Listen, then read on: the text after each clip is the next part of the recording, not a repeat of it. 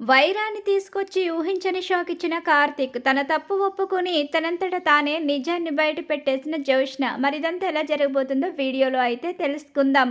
జోష్న గురించి నిజం శివన్నారాయణ కుటుంబం తెలుసుకోవాలని కోరుకునేవారు ఖచ్చితంగా మా వీడియోనైతే లైక్ చేయండి.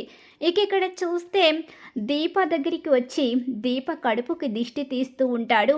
ఏంట్రా ఏమైందిరా కార్తీక్, దీపకేమైనా ప్రమాదం ఉందా అని చెప్పేసి కాంచన అడుగుతూ ఉంటుంది.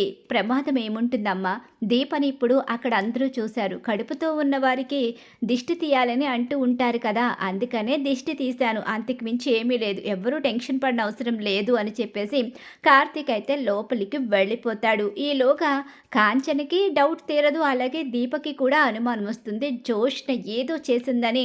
కార్తీక్ దగ్గరికి వచ్చిన దీప, ఏమైంది బావా, జోష్ను బెదిరించిందా, నువ్వు ఎందుకు దిష్టి తీశావు, నేను బయటే చెప్పాను కదా మరదలా, లేదు బయట నువ్వు అత్తకి సమాధానం చెప్పావు, నా డౌట్ కాదు, ఎందుకంటే అక్కడ నీ టెన్షన్ని నేను గమనించాను, నువ్వు కంగారు పడ్డం చూశాను నేను, అక్కడ ఏదో జరిగింది, జోష్న ఏదో చేసింది, ఆ విషయం అయితే తెలిసిందే, కానీ ఏం జరిగిందో నిన్ను అడగటం లేదు, నువ్వు నా పక్కనుండగా నాకేం జరిగదని తెలుసు, మరి ఇప్పుడు ఎందుకు భయపడుతున్నట్టు కనిపిస్తున్నావు, భయపడ్డం లేదు మరదలా, భయపెడుతున్నాను, ఇక నుంచి భయం ఏంటో పరిచయం చేస్తాను, అలాగే నేను రౌడీని, నేనే తోపు తురుము అనుకున్న జోష్నకి ఈ కార్తీకు మరో రూపం ఎలా ఉంటుందో చూపిస్తాను, అప్పుడే కదా అసలు ఆట మొదలవుతుంది.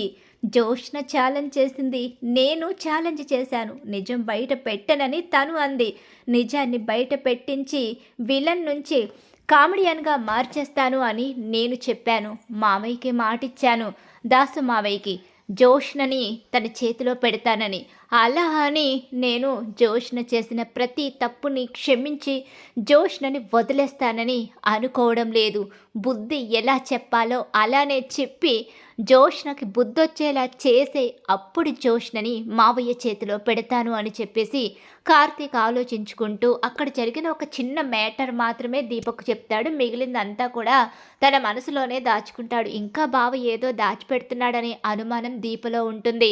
కానీ నువ్వు జాగ్రత్తగా ఉండు, అనుక్షణం నిన్ను నువ్వు కాపాడుకుంటూ ఇక నుంచి మన బిడ్డ మీద ధ్యాస ఉండాలి తప్ప నీకు ఎవ్వరి మీద ధ్యాస ఉండకూడదు, అది గుర్తుపెట్టుకో దీప, మీ అమ్మని కాపాడాము, అలాగే ఆ కుటుంబానికి నేను ఉన్నాను, నేను చూసుకుంటాను, అందుకనే నువ్వు ఎలాంటి టెన్షన్ పెట్టుకోకుండా నీ చుట్టూ ఏం జరుగుతుందో గమనించుకుని నిన్ను నువ్వు కాపాడుకుంటూ మన బిడ్డని కాపాడుతానని నాకు మాటివ్వు అని దీపని అడుగుతూ ఉంటాడు. ఖచ్చితంగా బావా, నా కోసం నువ్వు ఎంతో చేశావు, అలాంటప్పుడు నీ కోసం ఆ మాత్రం చెయ్యలేనా, ఈ బిడ్డ నీ ప్రతిరూపం, నిజంగా నాకు వరం, ఈ బిడ్డని కాపాడుకుంటాను, ఈ బిడ్డ కోసం నా ప్రాణాలనైనా అడ్డు పెడతాను, దీప నీకేం కాకూడదు, నీకేదైనా అయితే నా జీవితానికే అర్థం లేదు అని చెప్పేసి కార్తీక్ అంటూ ఉంటాడు. అలా ఒకరు ఒకరు మాట్లాడుకుంటూ ఉంటారు. ఇదిలా జరుగుతూ ఉంటుంది. ఇక జోష్న, బావా నాతోనే ఛాలెంజ్ చేస్తావా, నా నోటి వెంటే నిజాన్ని బయటకు రప్పిస్తానని అంటావా, నా నోటి వెంట నేను నిజాన్ని చెప్తానని నువ్వు భ్రమపడుతున్నావు, అదెలా జరుగుతుంది, అది జరగని పని, ఎప్పటికీ ఈ జోష్న నిజం చెప్పి ఒక సాత్వికురాలరా ఇక్కడి నుంచి ఎలా వెళ్ళిపోతుంది అనుకుంటున్నావు, అది జరగదు, ఎప్పటికీ జరగదు, ఈ ఇంట్లో దీప అడుగు పెట్టడము జరగదు, ఈ ఇంటి నుంచి జోష్న బయటకు అడుగు పెట్టడము జరగదు, కాబట్టి నువ్వు కలల్లో కాకుండా వాస్తవంలో బ్రతుకు బావా అని చెప్పేసి తనలో తను అనుకుంటూ ఉంటుంది. ఈ జోష్ని ఈ మధ్యకాలంలో పిచ్చి పట్టిందల్లా ప్రవర్తిస్తుంది. ఈ ఇంటి వారసురాలే కాబట్టి ప్రశాంతంగా ఇక ఈ లైఫ్ని ఎంజాయ్ చేయకుండా పిచ్చి పిచ్చి ఆలోచనలన్నీ చేస్తుంది. కానీ నా మనవరాలికి అన్యాయం జరిగితే నేను ఊరుకోను అని చెప్పేసి దీపే తన మనవరాలు అనుకుంటున్న పారిజాతం అయితే మాత్రం తన మనసులో జోష్నని చూసి ఆలోచించుకుంటూ ఉంటుంది.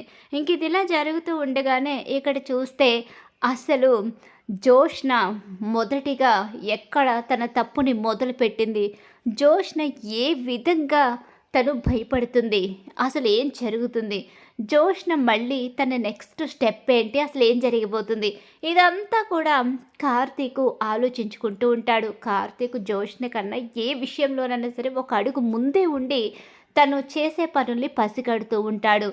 అలా పసిగడుతున్న కార్తీకు అనుకోకుండా ఒక రోజు కార్తీక్‌కి వైరా కనిపిస్తాడు. వైరా కనిపించడంతో, "ఏరా ఇంకా ఇక్కడే తిరుగుతున్నావా నువ్వు? లేకపోతే నువ్వు నీ మరదలు చేసిన పనికి ఊరు వదిలి వెళ్ళిపోతాను అనుకున్నావా ఏంటి? నీ మరదలేమో తప్పులు చేసి తను ఆ తప్పుని కప్పిపుచ్చుకోవడానికి మాలాంటి వాళ్ళను అడ్డుపెట్టి వాడుకుంటుంది. నువ్వేమో నీ మరదల గురించి బయట పెట్టకుండా మమ్మల్ని అడ్డంగా ఇరికించి పోలీస్ స్టేషన్‌లో పెట్టించి మా జీవితాలతోనే ఆడుకుంటావు. కానీ మేమేం చేస్తాం? మధ్యలో మీలాంటి వాళ్ళ చేతిలో బలైపోతూ ఉంటాం. అలా అని మొహం చూపించకుండా వెళ్ళిపోయేంత తప్పు నేనైతే ఏం చేయలేదు. నా చేత తప్పు చేయించిన మీ మరదలే అక్కడ సంతోషంగా ఉన్నప్పుడు నేనెందుకు పారిపోతాననుకున్నావు" అని వైరా అంటూ ఉంటాడు. సరే, నిన్ను నేను ఏ విషయంలోనూ ఇబ్బంది పెట్టను. నిన్ను అర్థం చేసుకున్నాను. నాకు తెలుసు నా మరదలే తప్పు చేసిందని తెలుసు. నా మరదలు నీతో చేతులు కలుపుతాను అనడంతోనే నువ్వు ఆ రోజు అంత పెద్ద తప్పుకి పూనుకున్నావు. నా మరదల విషయంలో నువ్వు చాలాసార్లు తనకి అండగా నిలబడ్డావు. కానీ నిజాన్ని బయట పెట్టే అవకాశం నీకు రాలేదు. కానీ ఇప్పుడొచ్చింది. నిజాన్ని బయట పెట్టి జోష్న చేసిన తప్పులకి అడ్డుకట్ట వేయగలవా? ఆ ధైర్యం నీకుందా? ఆ జోష్‌నేమైనా పెద్ద తోపు తురుమా?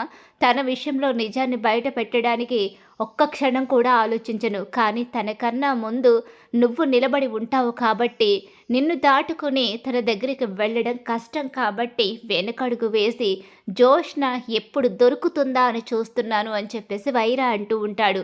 సరే, అవకాశం దొరికింది. నిజాన్ని బయటపెట్టి తను చేసిన తప్పులన్నీ కూడా తన నోటి వెంటే ఒప్పుకునేలా చెయ్యాలి. అలా నువ్వు మాట్లాడగలగాలి అంటూ వైరాకి ట్రైనింగ్ ఇచ్చి, వైరా వెనకాల నేను నిలబడతాను అని చెప్పి వైరాని తీసుకుని బయలుదేరతాడు. అలా కార్తీక్ అయితే వైరాని తనంతట తను తీసుకువెళ్ళినట్టు కాకుండానే జైలు నుంచి వచ్చిన వైరా జోష్నని కలవడానికి వచ్చినట్టుగా అక్కడికి వచ్చేలా చేస్తాడు. "ఏంటి ఇలా వచ్చావేంటి? మళ్ళీ ఏ రకంగా మమ్మల్ని ఇబ్బంది పెట్టడానికి వచ్చావు?" "అయ్యో, మిమ్మల్ని నేనెందుకు ఇబ్బంది పెడతాను? నిజమే, దశరథ గారి మీద నా పగ నిజం. ఆ రోజు పగ పంతంతో నేను దశరథ గారి మీద గెలవాలి అనుకున్నాను. కానీ దశరథ గారి ముందు ఎప్పుడూ ఓడిపోతూనే వచ్చాను. కానీ ఇప్పుడు పరిస్థితులు అలా కాదు కదా. దశరథ గారి కన్నా ఇక దశరథ గారి కూతురు చేతిలోనే నేను బాగా మోసపోయాను. దశరథ గారు నన్ను నీతిగా నిజాయితీగా నిలబడి దెబ్బ కొట్టారు. ఆయన నీతిగా గెలిచారు. ఆయన ఎప్పుడూ మంచి వ్యక్తి కాబట్టి నా మీద గెలుస్తూ వచ్చారు. కానీ ఆయన కూతురైన జోష్న కుట్రలు కుతంత్రాలు కలిగిన వ్యక్తి. తను చేసిన తప్పులకి నన్ను వాడుకొని నాకు మీ మీద ఉన్న పగని అడ్డు పెట్టుకుని మరి తను నన్ను ఈరోజు జైలుకు వెళ్ళే పరిస్థితి తీసుకొచ్చింది. తన కారణంగానే నేను ఈరోజు జైలుకు వెళ్ళి బిజినెస్లన్నీ లాస్ అయిపోయి ఉన్నాను అని చెప్పి నిజాలు మొత్తం చెప్పేస్తాడు. వైరా, ఏం మాట్లాడుతున్నావు? నా మనవరాల మీద నిందలు వేస్తున్నావా? నిందలో నిజాలో చెమటలు పడుతూ నిలబడి ఉన్న నీ మనవరాల్ని అడుగు, తెలుస్తుంది. ఏంటి జోష్న, వాడేదేదో అంటున్నాడేంటి అని దశరథ్ అంటూ ఉండగానే అది ఏమీ లేదు. ఏంటి, దీనికి ప్రత్యక్ష సాక్షి ఎవరైనా ఉన్నాడు అంటే అది కాశీ. కాశీ కూడా ఈవిడ కారణంగా బలైపోయిన వాడే కదా. ఈవిడ కారణంగా కాపురాన్ని కూడా చెడగొట్టుకొని ఇప్పుడు ఒంటరిగా బ్రతుకుతున్నాడు కాశీ. ఈవిడ కారణంగా ఎంతోమంది జీవితాలే నాశనమైపోతున్నాయి, తలకిందులైపోతున్నాయి. ఇన్ని కోట్ల ఆస్తి ఉంచుకుని ఈ ఆస్తి విషయంలో ఈవిడ ఎందుకు కుట్రలు చేస్తుందో నిలదీయండి అని చెప్పనేసరికి, ఎందుకింత కుట్ర చేసి ఈ ఆస్తి విషయంలో మమ్మల్ని మోసం చెయ్యాలనుకున్నావు? ఆస్తికి ఏకైక వారసురాలు నువ్వు. నీకంటూ ఇక వేరే వ్యక్తి కూడా ఇక్కడ అడుగు పెడతారనే ఆశ అలాగే ఆలోచన కూడా అవసరం లేనప్పుడు ఈ ఆస్తిని పక్కదారి పట్టించి నువ్వు ఎందుకు ఈ కుటుంబానికి అన్యాయం చేయాలని చూస్తున్నావు? చెప్పు జోష్న అని చెప్పి ఎప్పుడూ లేని జోష్నపై చెయ్యెత్తుతాడు. నన్ను క్షమించు తాతయ్య, ఆస్తి కోసం. ఆస్తి నీదే కదా, నాదెలా అవుతుంది? అది కాదు, ఆస్తి ఆస్తి నాదే కాదు కదా అని చెప్పి అంటూ ఉంటుంది. ఇలానే ఊరుకుంటే బావ పుట్టలో పాముల్ని తీసినట్టుగా ఒక్కొక్కటి బయట పెడతాడు. అందుకే తలదించి నిజం ఒప్పుకోవడం తప్ప మరో పరిష్కారం లేదు అని చెప్పేసి ఈ ఇంటి అసలు వారసురాలికి ఆస్తి వెళ్ళిపోతుందని కోపంతోనే నేను ఇదంతా చేశాను అంటూ తను చేసిన తప్పుల్ని క్షమాపణ అడుగుతూ నన్ను మాత్రం ఈ ఇంట్లోంచి పంపించొద్దు అని చెప్పి కార్తీక్ ఛాలెంజ్ చేసినట్టుగానే నిజాన్ని బయట పెట్టేస్తుంది జోష్న అయితే. మొత్తం నిజం బయటపడడంతో దీప ఆ ఇంటి అసలు వారసురాలని, జోష్న ఆ ఇంటి వారసురాలు కాదు అనే నిజమైతే తెలిసిపోతుంది. పారిజాతానికి పెద్ద షాకే ఎదురవుతుంది. అసలు చాలా పెద్ద ఛాలెంజ్ చేసి దెబ్బకు ఒక్కసారి వైరాన్ని తీసుకురావడంతోనే ఓడిపోయి తలదించుతుంది జోష్న. మరి ఖచ్చితంగా రాబోయే కథలో ఇలా అయితే జరిగిపోతుంది. ఇలానే జరగాలని మీరు కోరుకుంటున్నారా? అయితే వీడియోని తప్పకుండా లైక్ చేసేయండి. మీరు ఇచ్చే ఒక్క లైక్ సపోర్ట్ అండ్ ఎంకరేజ్మెంట్గా ఉంటుంది.